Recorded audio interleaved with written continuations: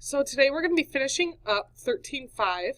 In my first video, we went through the first part of part 2. So go ahead and get there with me now if you're not already.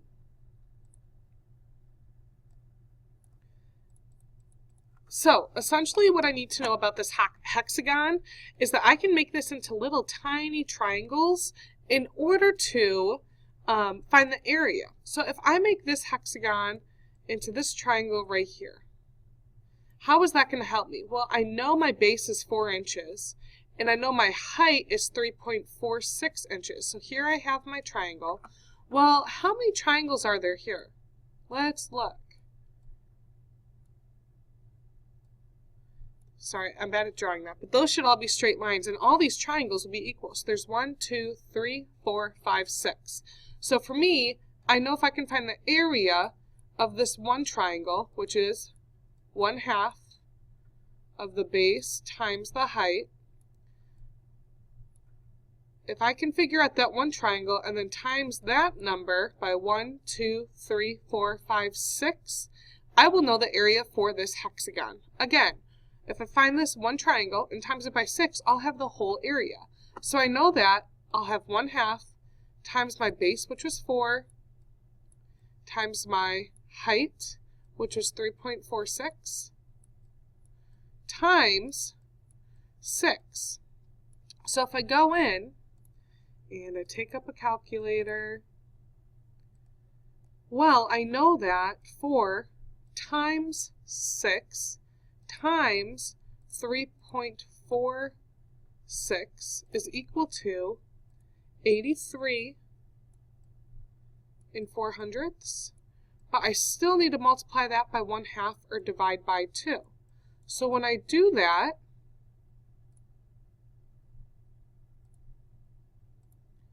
I should get 41 5200ths inches squared. And I always need to remember that squared whenever I'm using area to show all the inside is counted.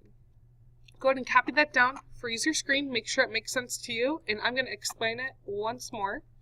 Again, you decompose the hexagon into 6 equilateral triangles. Now you can see their lines are much straighter than mine.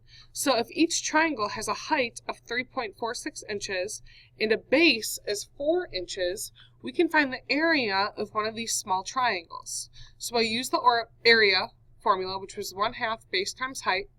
And if I have 1/2 times 4 times 3.46, I got 6.92. Now you're saying, well, Miss S, that's just one triangle. Correct. So then when you multiply it by 6, because there are 6 triangles, you end up getting the 41.52 inches squared. Decompose the regular hexagon into 6 matching triangles. I'm going to have you guys solve this one by yourself. I'll help you get started though. Okay, so if I have all of these triangles and I'm drawing out my 6, I hope you're doing the same. Okay, and if it says that is 1.73 meters here, I know my area will be 1/2 times my base times my height, and I'm going to remember to put times 6 here just so I remember there are 6 triangles. So my base was 2, my height was 1.73, and I need to have it multiplied by 6 and times by 1/2. Now when I solve this personally, I like to multiply these whole numbers here and then divide it by 2. For me, it's just easier. So go ahead, here are some possible answer choices. Go ahead and solve it on your own and freeze your screen. When you are done, we're going on to part 3. I would like to see all of your work.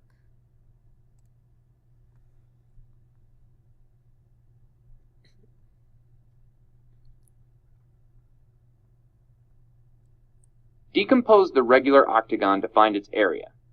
Round your answer to the nearest whole number. So this is an octagon. Is it different than before? A little bit, and the reason why is because an octagon is going to have 8 sides. You know something? This looks very similar to finding the area of a regular hexagon. There are more sides here, but it might be worth a try. Or maybe there are even more ways to divide up the octagon. What do you think? I bet these strategies would work for a regular polygon with 12 sides or 20 sides or even 100 sides. Wow, I say we're ready for just about any regular shape. So if I have 8 sides here, what do you think my formula should be? Before we had 1/2 times my base times my height times 6. Will this be the same or different? Well, I know that since there's 8 sides, I'm going to have to multiply it by 8. So go ahead and copy this down. Should be 1/2 times my base times my height times 8 because there are 8 sides. So my base is 6.8. My height is 8.2. I have my 8 sides in there. And then I need to multiply all of this by 1/2 or divide it by 2. So when I do that, I'm going to take my calculator out.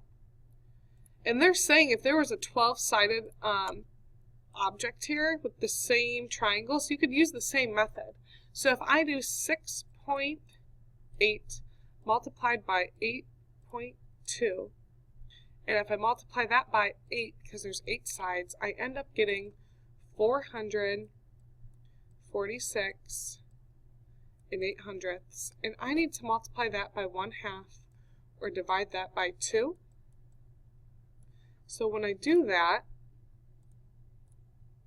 I end up getting 223 400ths units squared.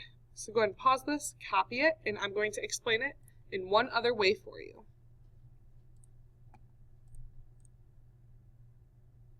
So here they did the same thing. They decomposed the octagon into 8 matching triangles. And they knew that since each side, or each triangle has 8, all their sides and their heights would be the same. So they do 1/2 base times height, and the base was 6.8, and the height was 8.2. They multiplied that together and divided it by 2, or multiplied it by 1/2 to get 27.88. They then multiplied that number by by 8, and they ended up getting 223 400ths. And when they rounded it, the area is about 223 centimeters squared. Another way you can cut this in half is to make it look here just like a rectangle. And I think this way is a little bit more confusing, but it's cool to see. So you know that the rectangle and trapezoids have a base of 2 multiplied by 8.2 or 16.4 centimeters squared. Each of the trapezoids down below has a height of 16.4 minus 6.8, and they got 16.4 because of this area here of this rectangle. And then they subtracted 6.8, and they divide that by 2 because there's 2 parts here, or 4.8 centimeters. They find the area of the rectangle and then the area of the trapezoid. And again, I think this is a little bit more, but it's good to see. And they add them together. They find the area of the polygon is the area of the rectangle plus 2 times the area of the trapezoid because there's 2 trapezoids, and they get the same answer.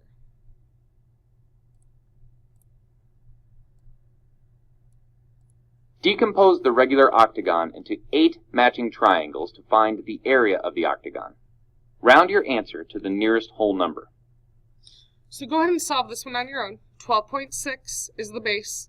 The height is 15.2. And don't forget to multiply by 1/2 and also to multiply by 8 because there are 8 sides to this object.